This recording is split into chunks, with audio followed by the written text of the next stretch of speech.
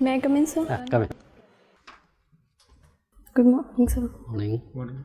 Take your seat, बैठ जाए. Thank you, sir. Sakshi, Yes, sir.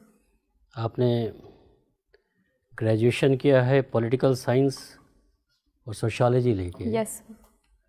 ये पास कोर्स या ऑनर्स है पॉलिटिकल साइंस? सर ग्रेजुएशन किया है. हाँ. रेगुलर हूँ. अच्छा, रेगुलर ग्रेजुएशन, ऑनर्स नहीं किया है? ऑनर्स अभी मैं कर रही हूँ, हिस्ट्री से एमए. हिस्ट्री से एमए कर रही हैं अभी जी आप? सर. अच्छा. परसुइंग है. तो आप पॉलिटिकल साइंस का अध्ययन किया, सोशियोलॉजी का अध्ययन किया, अब आप इतिहास पढ़ रही हैं. Yes sir. क्यों? सर जब मैंने ग्रेजुएशन किया तो जो सब्जेक्ट्स कॉलेज में अवेलेबल थे वो ले लिया. ग्रेजुएशन के बाद मैंने सिविल सर्विसेज की प्रिपरेशन स्टार्ट की तो मुझे हिस्ट्री इंटरेस्टिंग लगा और मुझे ऐसा भी लगा कि फर्स्ट पेपर में जीएस फर्स्ट पेपर में 50% कवर हो जाएगा और जो मेरे ग्रेजुएशन के सब्जेक्ट हैं वो सेकंड पेपर में हेल्पफुल हो जाएंगे. अच्छा. यही सब देखते हुए मैंने हिस्ट्री ऑप्ट किया. हिस्ट्री में क्या अच्छा लगता है आपको? इंडियन हिस्ट्री की बात अगर हम करें, कौन सा पीरियड आपको ज़्यादा अच्छा लगता है?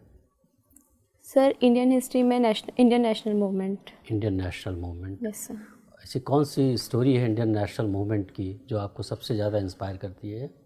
सर जिस तरह से हमारे देश में पहले उग्रवाद, फिर उदारवाद, फिर गांधी जी ने अंग्रेज़ों का मुकाबला किया, रणनीति बनाई, गांधी जी की जो रणनीति रही और जिस तरह से पूरे देश ने सहभागिता की, ये सब चीज़ें देख के बहुत ही एनर्जी आती है और अच्छा लगता है पढ़ के.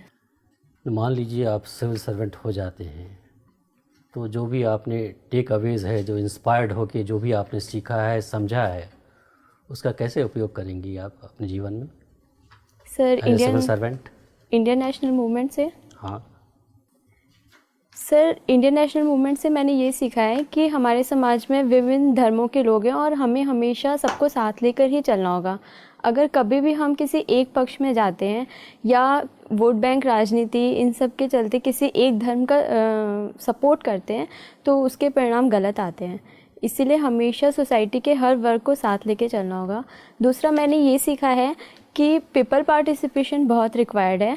तो एज अ सिविल सर्वेंट मैं हमेशा जब भी कुछ भी काम करूँगी मैं कोशिश करूँगी कि रोल ऑफ पीपल हमेशा इम्पॉर्टेंट हो, उनका फीडबैक लेती रहूँगी और इसके अकॉर्डिंग अपनी पॉलिसीज़ में चेंज करती रहूँगी. तीसरा मैंने ये सीखा है कि महिलाओं का रोल बहुत इम्पॉर्टेंट होता है और एज अ सिविल सर्वेंट मैं हमेशा कोशिश करूँगी कि वुमेन इक्वलिटी हो, वुमेन भी आगे आके अपना रोल पूरा करें. वुमेन इक्वलिटी से आप क्या मीन करती हैं जब आप कह रही हैं वुमेन इक्वलिटी हो? सर वुमेन इक्वलिटी से मेरा मतलब है कि इकोनॉमिक, पॉलिटिकल, सोशल हर क्षेत्र में उन्हें बराबर का अधिकार मिले, न ज़्यादा न कम. अगर वो किसी चीज़ की योग्यता रखती हैं तो उनको अवसर मिले. ऐसा नहीं कि वो सिर्फ फीमेल हैं इसलिए उन्हें रोक दिया जाए. संविधान ने तो दिया हुआ है इक्वलिटी का राइट. सर कॉन्स्टिट्यूशन ने दिया हुआ है लेकिन हमारा सोशल माइंडसेट पैट्रियार्की बन गया है जिस वजह से काफ़ी उनके लिए सेक्टर्स लिमिटेड कर दिए गए हैं. ये चीज़ नहीं होनी चाहिए. मान लिया जाए आपको डिस्ट्रिक्ट मजिस्ट्रेट बना दिया जाता है, आप यूपी की रहने वाली हैं ना? Yes sir. यूपी के किसी ज़िले में आपको डिस्ट्रिक्ट मजिस्ट्रेट बना दिया जाता है. Yes sir. पहली बात आपने की कि आप चाहेंगे कि कम्युनल हार्मोनी बनी रहे. Yes sir. Vote bank politics में हम लोग ना पड़े. और एक ही दिन आपको हिंदू समाज आता है आपके पास, कहता है कि साहब हमें रामनवमी का जुलूस निकालना है. मुस्लिम समाज आता है आपके पास कि साहब हमें आज तजिया निकालना है और एक ही रूट से निकालना है हमें. एज डिस्ट्रिक्ट मजिस्ट्रेट आप क्या करेंगी? सर यहाँ पे दोनों दलों की भावनाओं का सम्मान करना चाहिए क्योंकि दोनों ही अपने अपने धर्म को एक तरह से रिप्रेजेंट करना चाहते हैं. इसके लिए मैं उनके लीडर जो भी होंगे उनसे बात करूँगी कि वो एक ही जगह से निकालना, या तो वो अलग अलग रास्ते चुन लें, बट अगर उनकी ज़िद है कि एक ही जगह से निकालना है तो टाइम में थोड़ा सा अंतर कर दिया जाए जिससे दोनों सद्भावना से अपना काम कर सकें. अच्छा, आपने अपने हॉबीज़ में घूमर डांस की जिक्र की है आपने. यस. ये क्या होता है Ghoomar dance? Sir Ghoomar dance एक राजस्थानी फोक डांस है जिसमें कुछ विशेष तरह के सॉन्ग होते हैं जैसे घूमर रमवाने सा, टूटे बाल, इस तरह के सॉन्ग्स पे डांस किया जाता है और इसमें परंपरागत ड्रेस पहनी जाती है, लहंगा, चुन्नी, और ट्रेडिशनल रूप से जब घूमर किया जाता था तो एक ट्रांसपेरेंट घूंघट भी लिया जाता था. ये घूमर की शुरुआत कब हुई थी और क्यों किया जाता था? सर इसकी शुरुआत भील जनजाति से ही मानी जाती है कि वो अपने समुदाय में खुशी के जब भी अवसर होते थे, जैसे किसी का जन्मदिन होता था या किसी की सालगिरह होती थी, फसल कटाई होती थी, तब घूमर के माध्यम से अपनी खुशी को प्रकट करते थे। और आगे ये राजस्थान में फैल गया। इसके बाद पास के राज्यों जैसे उत्तर प्रदेश, गुजरात में भी काफ़ी अच्छे से किया जाता है। हाल फिलहाल में एक कंट्रोवर्शियल मूवी बनी थी, हिंदी सिनेमा बनी थी, यस सर, जिसमें कि काफ़ी कंट्रोवर्सी हुई। उसमें एक घूमर डांस दिखाया गया था। आप बता सकती हैं कौन सी मूवी थी? सर पद्मावती। पद्मावती या पद्मावत? पद्मावत। पद्मावत मूवी आपने, उसमें घूमर डांस आपने देखा है? मूवी देखी है आपने? सर मूवी नहीं देखी है पर डांस देखा है। डांस देखा है आपने? जी सर। किसने गाना गाया है उसमें? सर श्रेया घोषाल। और सर चलिए कोई बात नहीं, हाँ सही। आपने आईपीएस चॉइस क्यों नहीं रखा? आप सर तो इतना कुछ करना चाहती है समाज के लिए, फिर आप क्या पुलिस में क्यों नहीं जाना चाहती हैं आप? सर इसके लिए फिजिकल रिक्वायरमेंट फुलफिल नहीं करती। अच्छा, ठीक। साक्षी आपके नाम का क्या अर्थ है? सर साक्षी से मतलब है प्रत्यक्षदर्शी, आई विटनेस। कोई और साक्षी नाम से कोई और फेमस व्यक्तित्व जिसके बारे में आपको पता हो? सर साक्षी मलिक भारत की एक फ्री स्टाइल रेसलर हैं जिन्होंने 2016 के ओलंपिक में ब्रॉन्ज मेडल जीता था। अच्छा, कहाँ से है वो, किस राज्य से? हरियाणा। हरियाणा से। हरियाणा में कहाँ से? सॉरी सर मुझे वो नहीं आइडिया पता। नहीं। चलिए कोई बात नहीं। अच्छा, गारमेंट्स, यस शायद आपका परिवार गारमेंट्स के बिजनेस से, या जैसा मैंने अभी पढ़ा कहीं पे गर गारमेंट्स करके है, ये क्या है गर गारमेंट्स? सर एक शॉप है हमारी रॉबर्ट्सगंज में। अच्छा, आपकी शॉप है? जी सर। तो गारमेंट के बारे में कुछ बताइए। गारमेंट्स के बारे में? उत्तर प्रदेश में गारमेंट्स के बारे में कुछ बताइए। सर उत्तर प्रदेश में टेक्सटाइल इंडस्ट्री का हब कानपुर रहा है। इसके अलावा हमारी एक रिटेल शॉप है रॉबर्ट्सगंज में ही, जिसमें शर्ट पैंट इस तरह की आइटम्स बेची जाती है। मैनचेस्टर ऑफ इंडिया किसको कहा जाता है? सर मुंबई। आप श्योर हैं? Yes sir. और Manchester of north India Kanpur. अच्छा, मैनचेस्टर कहाँ है? सर ये यूरोप में है, मेरे को एग्जैक्ट नहीं पता है। क्यों, जैसे मान लीजिए आपने मुंबई के बारे में ही कहा, मैनचेस्टर ऑफ इंडिया, या कानपुर के बारे में ही कहा, तो क्यों उन्हें कहा जाता है मैनचेस्टर? सर वहाँ पे ऐतिहासिक रूप से बहुत ज़्यादा टेक्सटाइल इंडस्ट्री का विकास देखा गया। वहाँ के जो लेबर थे वो उसमें स्किल्ड हो गए, जिसकी वजह से वो इंडस्ट्री और ज़्यादा फैलती गई और एक तरह से हब बना हुआ था, इस वजह से कहा जाता है। यद्यपि अब ऐसा नहीं है, अब देश के कई जगहों पे टेक्सटाइल इंडस्ट्री डेवलप्ड हो रही है और कानपुर की टेक्सटाइल इंडस्ट्री की जो टेक्नोलॉजी है वो उतनी अपग्रेड नहीं हो पाई है, इसलिए धीरे धीरे कम होती जा रही है। ड्रेन ऑफ वेल्थ सुना है आपने? यस। किनका सिद्धांत है ये, बताइए कुछ। दादा भाई नौरोजी जी ने सिद्धांत दिया था। इंग्लैंड डेब्ट टू इंडिया ऐसी एक पुस्तक लिखी थी, उसमें ड्रेन वेल्थ फ्रॉम इंडिया कहा था। उनका कहना था कि जो अंग्रेज हैं भारत में भू राजस्व, लगान इत्यादि के माध्यम से हमारी संपत्ति को विदेश लेके जा रहे हैं और इसका परिणाम ये हुआ है कि देश में पर कैपिटा इनकम केवल 20 रुपये रह गई है। इसको उन्होंने ड्रेन ऑफ वेल्थ कहा था। अच्छा, कोई मुझे ध्यान आ रहा है डैनियल डिफो की। डैनियल डिफो नाम सुना है आपने? Sorry sir. Robinson Crusoe? नहीं सर। सुना है ना? नहीं सुना है। रॉबिन्सन क्रूसो का भी नहीं सुना है? सर। अच्छा, चलिए कोई बात नहीं है। अब मुझे एक आपने कहीं वेस्ट मटेरियल के बारे में कुछ लिखा हुआ है। Yes sir. ठीक है ना, तो क्या है ये? सर ये मेरी इंटरेस्ट है।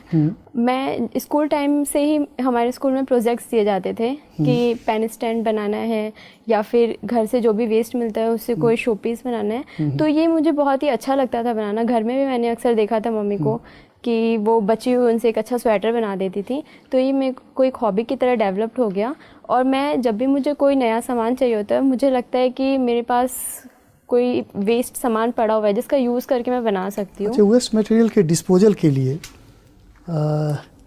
अलग अलग मतलब ढंग से किया जाता है डिस्पोजल, कुछ पता है उसके बारे में?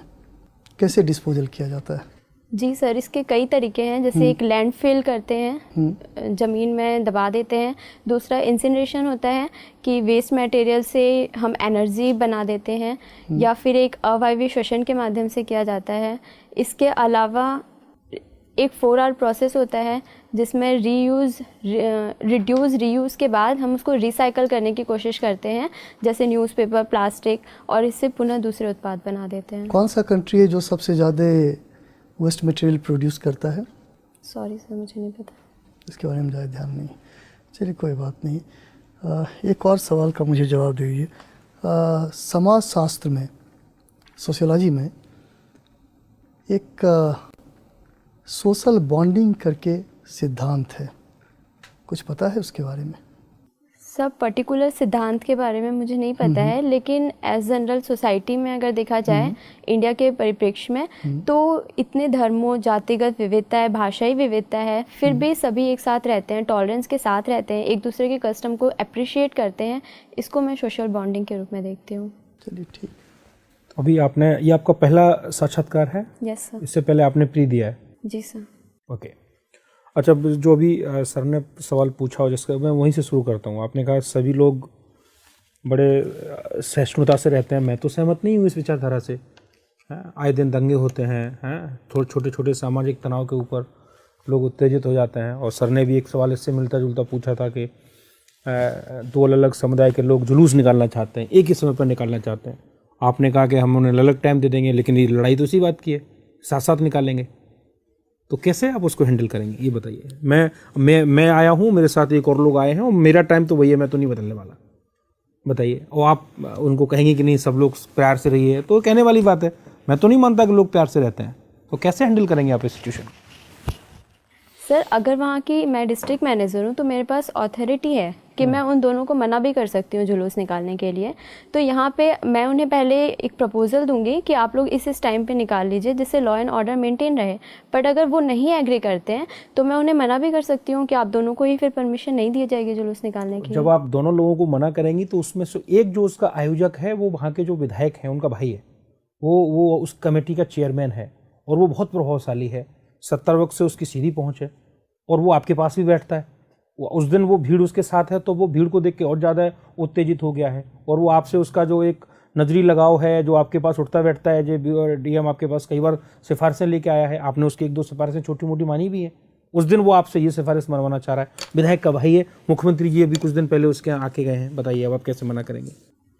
सर, अगर उससे मेरा कोई कांटेक्ट है या मैं उसको जानती हूँ तो भी एज अ डीएम मुझे सोशल परिप्रेक्ष्य में काम करना होगा। मैं किसी पर्सनल के लिए काम नहीं कर सकती हूँ। और अगर मुझ पे पॉलिटिकल प्रेशर आता है तो मैं विधायक जी को समझा भी सकती हूँ, कंडीशन से उन्हें बता भी सकती हूँ कि इस तरह की सिचुएशन है, और अगर ऐसी कोई घटना एक साथ जुलूस निकाला जाता है तो यहाँ पे दंगे की स्थिति बन सकती है। और अगर फिर भी वो पॉलिटिकल प्रेशर बनाते हैं तो मैं डिनाई कर दूँगी कि सर। अच्छा चलिए, इसी में एक सिचुएशन और जोड़ते हैं। आपने उसको मना कर दिया, वो मान गया, लेकिन इन द मीन टाइम आपके जो मंडलायुक्त हैं, कमिश्नर हैं, जो आपसे 10 साल सीनियर हैं, उनका अगला रिंग आता है, कहता है नहीं इसमें जो दूसरा एक जो धर्म विशेष है उसको परमिशन नहीं देनी है और इनको परमिशन देनी है, इनको उसको टाल देना है। तो उस स्थिति में क्या करेंगे? वो तो आपको सीनियर है और वो आपको आदेश दे रहा है कि आप उनको उस पक्ष को दे दीजिए जो कि सत्ता पक्ष है, और जो दूसरा व्यक्ति है जो कि दूसरा धर्म विशेष का, उसको नहीं देना है या उसको टाल देना है कोई बहाना बना के। उस स्थिति में आप क्या करेंगे? और वो आपके सीनियर है, इमीडिएट सीनियर है, आपके कमिश्नरी में ही बैठते हैं जहाँ पे वो आपकी रोज मीटिंग लेते हैं। सर, पहले मैं उन्हें कंडीशन से अवेयर कराऊंगी और इसके क्या वो तो अवेयर है, आप उन्हें क्या, वो तो आपके सीनियर भी हैं। तो सर मैं उनसे अपील करूंगी कि वो मुझे रिटर्न में लिख के दें, और इसके जो भी कॉन्सिक्वेंसेज होंगे उसकी रिस्पॉन्सिबल फिर मैं नहीं होंगी। मैं उन्हें ऐसा स्पष्ट कर दूंगी। ओके, मतलब आप उन्हें बोल देंगे कि वो लिखित में दें। वो तो नाराज हो जाएंगे, आपकी करेक्टर रोल भी वही लिखेंगे। नहीं, आप सोच लीजिए, आप मुझे आराम से तसल्ली से जवाब दीजिए। मैं ये कह रहा हूँ कि आपकी जो करेक्टर रोल है, जिसके आधार पे आपका अपना प्रमोशन डिपेंड करता है, वो उसको खराब कर देंगे। वो लिख देंगे कि she is a very poor officer and he will grade you between 1 to 4 marks which are very poor for your promotion purposes. Then what exactly will you do in that situation? Sir मैं यही करूँगी, मैं उनसे return में लिखने को दूंगी, और जो भी कॉन्सिक्वेंसेज होंगे उसके रिस्पॉन्सिबल फिर वही होंगे। और जो मेरा फीडबैक है ये मेरे काम पे डिपेंड करता है। इस तरह के पॉलिटिकल प्रेशर तो आते रहेंगे। अगर मैं हर समय झुकती हूँ और इसकी चिंता करती हूँ कि मेरा फीडबैक कैसा रहेगा, तो ये तो मेरे लिए ही निगेटिव होगा। आपके लिए नेगेटिव होगा तो आप तैयार हैं, पुअर परफॉर्मेंस Yes, sir. आपकी होगी उसके लिए आप तैयार हैं। ओके अच्छा, एक बहुत छोटा सा सवाल मैं आपसे और पूछ रहा हूँ। आपने कहा कि आप इंडियन नेशनल मूवमेंट से बहुत प्रभावित हैं, लेकिन मैं ये कह रहा हूँ कि इंडियन नेशनल मूवमेंट एक बहुत बड़ी असफलता है। अगर इंडियन नेशनल मूवमेंट सफल होता तो देश बढ़ता नहीं। अगर इंडियन नेशनल मूवमेंट को सक्सेसफुली लीड किया जाता तो सांप्रदायिकता इतनी बड़ी समस्या नहीं होती। अगर इंडियन नेशनल मूवमेंट को और ज़्यादा कलेक्टिवली कॉलेजियल वे में और अच्छी तरीके से अगर उसको लीड किया जाता तो इतने ज़्यादा भेदभाव और सामाजिक तनाव नहीं होते। तो इसका मतलब इंडियन नेशनल मूवमेंट तो एक असफल फिनोमिना है, मैं उसको कहूँगा इट्स ए अनसक्सेसफुल फिनोमिना। आप कैसे मुझे मुतमईन करेंगे कि वो सफल है या असफल, बताइए। सर, इंडियन नेशनल मूवमेंट में यकीनन कुछ कमियां रही हैं। सांप्रदायिक, क्या कमियां है वो बताइए, क्या कमियां है? सर, सांप्रदायिक चिन्हों का प्रयोग किया गया, कई बार धर्म के आधार पर तुष्टीकरण की कोशिश की गई, जिसका ही परिणाम रहा कि हमें देश विभाजन देखना पड़ा। लेकिन सिर्फ इस आधार पर हम इंडियन नेशनल मूवमेंट को कम करके नहीं आंक सकते हैं। इसके बहुत ही अच्छे परिणाम रहे हैं। पहला, देश को आज़ादी मिली है। दूसरा, जिन मूल्यों के आधार पर मिली है हमारे देश को, ऐसा एग्जाम्पल पूरे वर्ल्ड में कहीं पे भी नहीं है कि एक हमने डेमोक्रेटिक कंट्री बनाई है, एक हमारा नहीं, कॉन्स्टिट्यूशन मैं आपको है। थोड़ा, आपने कहा धार्मिक चिन्हों का प्रयोग हुआ, तो धार्मिक चिन्हों का प्रयोग तो उन्हीं ने किया जिनको हम सबसे ज़्यादा रेफरेंस देते हैं, सम्मान देते हैं। महात्मा गांधी से ज़्यादा धार्मिक प्रतीकों का प्रयोग तो किसी ने नहीं किया। गीता लेके चलते थे, राम के भजन गाते थे, कई बार इस पर आपत्तियां भी हुई, बावजूद उन्होंने उसको कभी नहीं छोड़ा। तो क्या आप मानती हैं कि ये गांधी जी की गलती थी कि वो धार्मिक चिन्हों का प्रयोग करते रहे? एक सेकुलर, जब एज ए सेकुलर लीडर उनको नहीं करना चाहिए था, या कम से कम सार्वजनिक तौर पे करते हुए नहीं दिखना चाहिए था? वो अंदर करते, लेकिन वो तो सभाएं करते थे और राम के भजन गाते थे वो सारे के सारे। तो क्या आप मानती हैं इस चीज़ को कि गांधी जी से ये गलती हुई? Sir, as a personal student, आपकी पर्सनल कैपेसिटी में बताइए। एज ए स्टूडेंट, आप हिस्ट्री की स्टूडेंट भी हैं, आप परसू भी कर रही हैं एम हिस्ट्री, तो आप बताइए इस चीज़ को। सर, अगर मैं गांधी जी के पर्व्यू से देखूं तो ये उनका पर्सनल ट्रेट था। नहीं, पर्सनल कहाँ था, फिर तो पब्लिक हो गया। वो मंदिर सारे लोगों को करा रहे हैं, पब्लिक उस कैपेसिटी में करा रहे हैं, ये बता दीजिए। सर, उनका इस सही गलत देखने के लिए उनका उद्देश्य देखना होगा। गांधी जी का उद्देश्य मैक्सिमम लोगों को अपनी तरफ करना था, किसी धर्म का साथ नहीं देना था। लेकिन कई बार ऐसा हुआ कि इस कारण से कुछ लोगों ने इसको जातिगत धार्मिक रूप दे दिया। पर गांधी जी हमेशा चाहते थे कि इस आधार पर ज़्यादा से ज़्यादा लोगों को आपस में एकीकृत किया जा सके, ये उनका उद्देश्य था। साक्षी, तुम उत्तर प्रदेश से हो। जी मैम। उत्तर प्रदेश में महिलाओं की स्थिति बहुत अच्छी तो नहीं है, यस। जिसको आपने पेट्रियार्की का नाम दे दिया। पेट्रियार्की क्या हर मामले में गलत होती है? पितृसत्ता क्या हर मामले में गलत है? जी मैम, मुझे लगता है हर मामले में गलत है। जब गॉड ने एक साथ दो जेंडर बनाए हैं तो इक्वलिटी होनी चाहिए हर परिप्रेक्ष्य में। तो पेट्रियार्की का मतलब केवल अनइक्वल सोसाइटी को आप पेट्रियार्की से जोड़ रही हैं? नहीं, पेट्रियार्की की मैं ये मान रही हूँ कि ये देखा जाता है कि जो मेल है वो एसेट है और जो फीमेल है वो लायबिलिटी है। जो मेल है वो ज़्यादा। ये पेट्रियार्की की एक इंटरप्रिटेशन है या पेट्रियार्की अपने आप में ऐसी है? मैम, हमारी सोसाइटी में जब मेल को डोमिनेट कर दिया गया। नहीं, पेट्रियार्की का जो डेफिनेशन है वो क्या है? जी। पर पेट्रियार्की और मेट्रियार्की अपने आप में क्या है? पेट्रियार्की पितृसत्ता, जहाँ पे पिता की सत्ता हो, एक मेल की सत्ता हो, यही पेट्रियार्की है। वो आपको लगता है हर मामले में गलत होता है? Yes ma'am. अच्छा, आपने हिस्ट्री की पढ़ाई की है। जी ma'am. Doctor B R Ambedkar को चैलेंज करने के लिए डॉक्टर बी आर अम्बेडकर को किसी ने चैलेंज किया था संविधान जब बन रहा था तो? सॉरी मैम, इसके बारे में मुझे रिकॉल नहीं है। अच्छा, ठीक है। साक्षी, ये बताइए, आप हमारा जो प्रियम्बल है 42nd कॉन्स्टिट्यूशनल अमेंडमेंट एक्ट 1976 के अंतर्गत, उस पर 3 वर्ड जोड़े गए थे, वो क्या थे?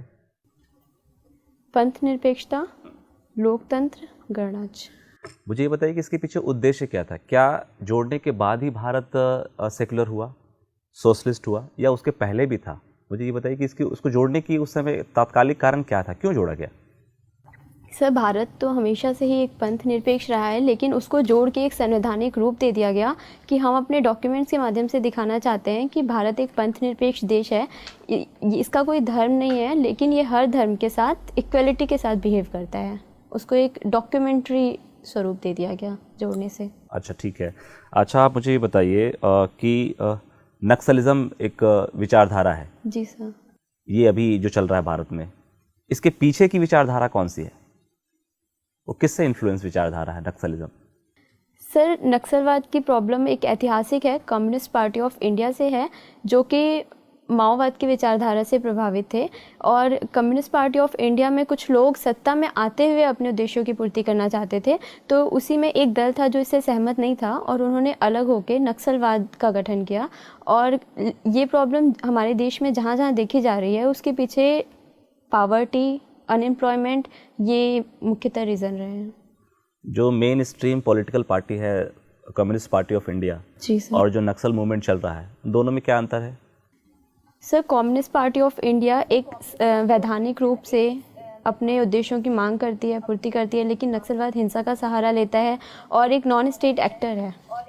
दोनों के पीछे की जो एक विचारधारा है वो एक ही है, कॉमन है, आप कह रही हैं, लेकिन एक लोकतांत्रिक तरीके से है, एक गैर लोकतांत्रिक तरीके से। जी सर। ठीक है, मेरा अंतिम प्रश्न आपसे है, बेटी बचाओ बेटी पढ़ाओ अभियान के बारे में सुना होगा आपने। यस। इसका एक मेन फोकस है कि जो PNDT एक्ट है हमारा, उसके प्रोविजंस को इफ़ेक्टिवली इम्प्लीमेंट करना। इसके बावजूद जिन डिस्ट्रिक्ट्स में इनको चलाया गया है, जो एक रिपोर्ट है, इंडिपेंडेंट रिपोर्ट है, अभी सेक्स रेशियो अभी भी वहाँ स्क्यूड है, कुछ भी क्वालिटेटिव चेंजेस नहीं आया। तो क्या किस तरह की चुनौतियाँ हैं, क्यों ऐसा क्यों? जैसे एक हमने टारगेट सेट किया और उस टारगेट तक पहुँचने के लिए एक प्रोसीजर डिफाइन किया, फिर भी हम वहाँ तक पहुँच नहीं पा रहे हैं उस लिमिटेड टाइम लाइन को ध्यान में रखते हुए, क्या कारण है? सर, इसका कई परिप्रेक्ष्य में आंसर देना चाहूँगी। पहले जो PCP NDT एक्ट है वो सही तरीके से इम्प्लीमेंट नहीं हो पा रहा है, उसमें जितने रिक्वायरमेंट स्टाफ और फंड की फैसिलिटीज़ है वो नहीं दी गई है, जिसकी वजह से आज भी हर जगह पे देखा जाए अगर किसी को एबॉर्शन कराना है तो वो कुछ पैसे दे के करा लेता है। दूसरी बात ये है कि हमारी सोसाइटी का जो माइंडसेट बना हुआ है कि लड़की एक लाइबिलिटी है और अगर इसका जन्म होता है तो हमें डावरी कलेक्ट करनी पड़ेगी, इसकी सेफ्टी की प्रॉब्लम होगी, तो वो लड़कियों को जन्म नहीं देना चाहते हैं। और एक और मुझे रीज़न दिखता है कि आजकल संपन्न परिवारों में 1 बच्चे या 2 बच्चे की पॉलिसी देखी गई है। अगर उन्हें पहला लड़का हो जाता है तो फिर वो आगे बच्चे नहीं पैदा करते हैं, जिसकी वजह से भी सेक्स रेशियो पे फ़र्क दिखता है। साक्षी, आप गारमेंट बिजनेस से आपका परिवार जुड़ा हुआ है। जी सर। आजकल इंडिया साइज़ की चर्चा बहुत हो रही है, ये क्या है इंडिया साइज़? सर, हमारे देश में गारमेंट इंडस्ट्री हमेशा से ही हथकरघा उद्योग बहुत ही उन्नति पे रहा, लेकिन कभी भी इसकी ब्रांडिंग नहीं की गई। हमारे जितने भी मटेरियल्स होते हैं इनके अपने साइज़ नहीं डिसाइड किए गए। जैसे हम विदेशी ब्रांड देखते हैं उनमें पर्टिकुलर साइज़ डिसाइडेड होता है, जिससे विदेश में कहीं भी किसी को ख़रीदना होता है तो उसको साइज़ के आधार पर कोई कन्फ्यूज़न नहीं होती है। भारत के परिप्रेक्ष्य में भी ऐसा करने की कोशिश की जा रही है ताकि हम एक वास्ट मार्केट को कवर कर सकें। किस तरह से कोशिश हो रही है?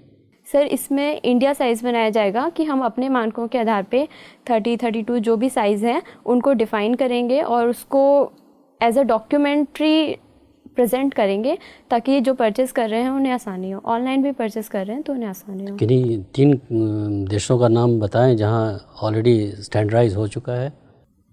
सॉरी सर, मुझे नहीं पता। बहुत बहुत धन्यवाद, आप जा सकती हैं। Thank you sir.